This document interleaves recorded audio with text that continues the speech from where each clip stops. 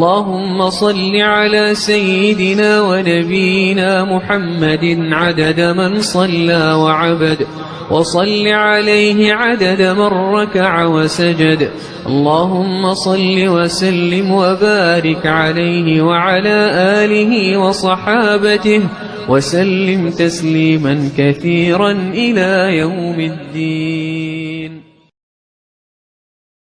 Mes honorables frères et sœurs, nous y sommes. Shahru Ramadan alladhi unzila fihi al-Qur'an. Le mois du Ramadan dans lequel le meilleur des livres a été révélé. Un mois qu'Allah a choisi. C'est le mois de la grande récolte. Et pourquoi pas, même si tu n'as pas semé avant, de par sa grande miséricorde, notre Seigneur Tabaraka wa Ta'ala, de par sa clémence, même si tu as été pécheur avant le mois du Ramadan, il nous permet à toutes et tous de récolter, tellement que la récolte est grande, tellement que la récolte est abondante. Toutes et tous on pourra récolter pendant ce mois béni, de par les grands mérites qu'il y a dans ce mois, les grands cadeaux qu'Allah subhanahu wa ta'ala nous octroie à toutes et à tous pendant ce mois de Ramadan. Shahru Ramadan, c'est un grand marathon. Et n'oublie jamais une chose, que le principal but, ce n'est pas d'être le meilleur dans ce marathon particulièrement et dans n'importe quel marathon que tu vas ici traverser tout au long de ta vie ou dans lequel tu vas participer quelque part dans ta vie. Non, c'est de donner le meilleur de toi-même. C'est ce qui nous importe. Et c'est pour cela qu'il faut prendre conscience de qu'est-ce que le mois de Ramadan. Avant de se donner à fond, qu'est-ce que le mois de Ramadan? Pour être motivé, qu'est-ce que le mois de Ramadan? Abshir ya Abdallah ya Amatallah, Shahru Ramadan, le mois du Ramadan. Eh bien, c'est le mois où Allah subhanahu wa ta'ala ordonne que toutes les portes du paradis s'ouvrent. Comme si Dieu nous invitait à rentrer facilement au paradis à travers le mois du Ramadan. Allahumma rzuqna al-jannah ya Rab. Et toutes les portes de l'enfer se ferment. Et un cri est lancé, Ya bari al-khayri aqbil, Ya bari al-sharri aqsir. Oh, toi qui veux le bien, toi qui m'écoutes, moi, Inch'Allah, Allah nous interpelle quelque part indirectement. Oh, toi qui veux le bien, Aqbil, rapproche-toi, viens, c'est pour toi. Retrousse tes manches et récolte. C'est la grande récolte, c'est pour toutes et tous, Inch'Allah. Un mois dans l'année et peut-être notre dernier Ramadan. Ya bari al-khayri aqbil, ya bari al-sharri aqsir. Oh, toi qui veux le mal, toi qui es paresseux, toi qui es feignant, toi qui ne veux pas faire d'efforts, toi qui veux apporter le mal, faire le mal, répandre le mal, recule, ce n'est pas pour toi. Et qu'est-ce qui se passe pendant le mois de Ramadan? Allah veut nous faciliter au maximum les œuvres de bien, l'entrée au paradis, le fait de se rapprocher du clément, du miséricordieux, wasul silati shayatin. Et les shayatines, les plus néfastes, les diables, qui ont une influence néfaste sur nous, eh bien, sont enchaînés. Donc Allah subhanahu wa ta'ala te permet de te rapprocher de lui pendant ce mois de Ramadan, comme tu ne pourras pas te rapprocher sûrement de lui aussi facilement dehors du mois de Ramadan. Donc ne te fais pas avoir, ne rate pas l'occasion. Et sache que le prophète sallallahu alayhi wa sallam nous rappelle que ce mois est accompagné de tellement de bénédictions et de miséricorde qu'il est facile de quitter ce mois du Ramadan alors que ton Seigneur t'a pardonné tous tes péchés. Man sama Ramadan imanan wa ihtisaba ghufira lahu ma taqaddama min dhanbihi. Le prophète sallallahu alayhi wa sallam nous dit, celui qui jeûne le mois du Ramadan, poussé par sa foi, comme toi et moi. On ne le fait pas simplement parce que c'est une tradition, parce qu'on veut se montrer, parce que non.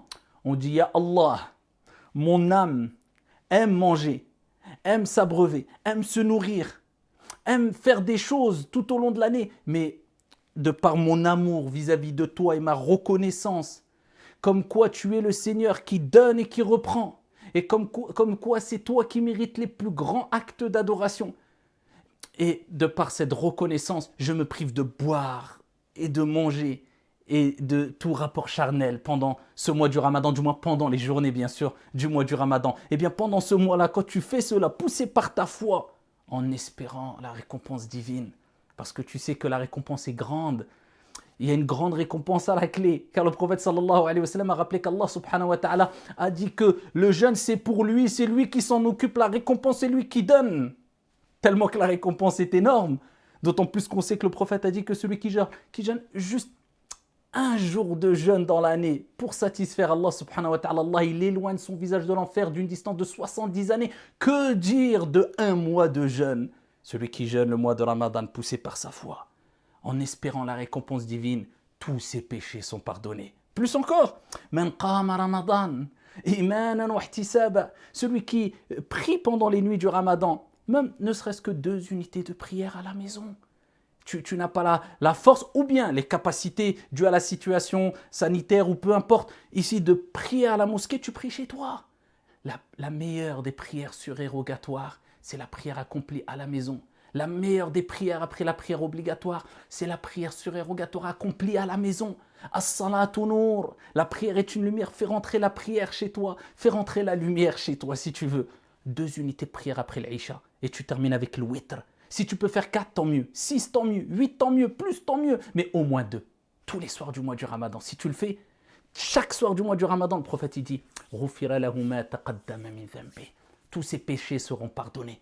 À partir du moment où tu auras compris que le mois du Ramadan, ce n'est pas simplement le fait de s'abstenir de boire et de manger.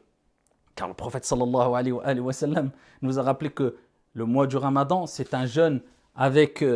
c'est une abstention, mais pas que de nourriture et de boissons, mais de mensonges et de tromperies, d'obscénité et de vulgarité, de mauvais comportements et de mauvais regards, etc. Le prophète alayhi salatu wa sallam, rapporté par At-Tabarani, il nous dit alayhi salatu wa sallam, celui qui ne s'abstient pas, celui qui ne délaisse pas la tromperie et le mensonge, Allah n'a que faire du fait qu'il délaisse sa boisson et sa nourriture.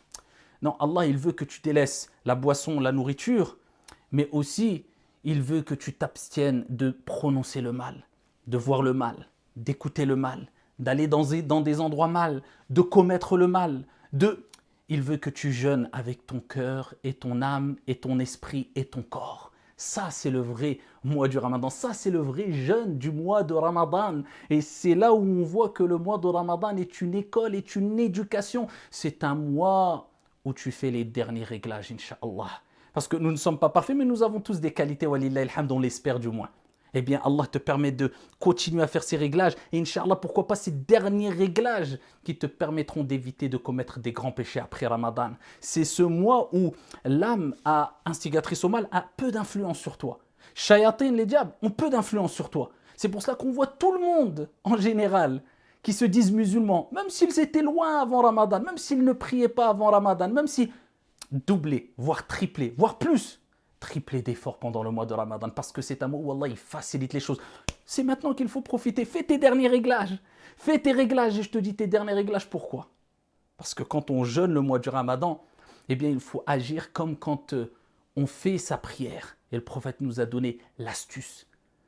Un des moyens les plus efficaces afin de prier comme il se doit et de réussir sa prière. Parce qu'il y a prier, réussir sa prière. Prier, c'est prier. Mais réussir sa prière, c'est prier avec concentration. Et il dit, quand tu pries, fais la prière de celui qui fait ses adieux.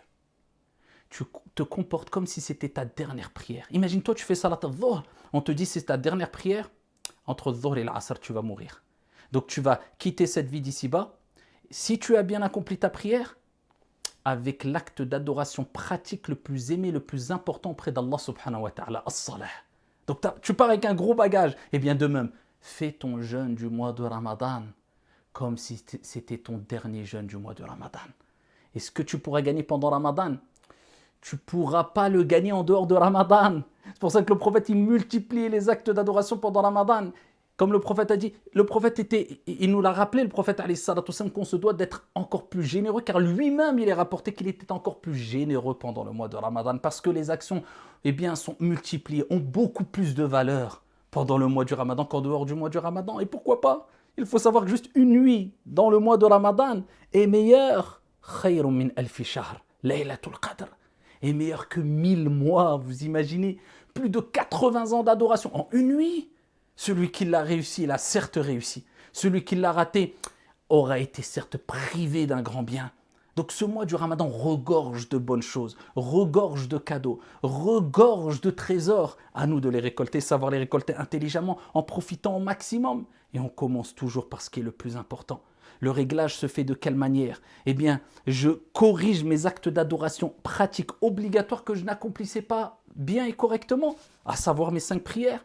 Eh bien, je me concentre sur mes 5 prières. Je les fais bien, concentré, doucement, en faisant des invocations, en prononçant mon Coran de manière lente et posée.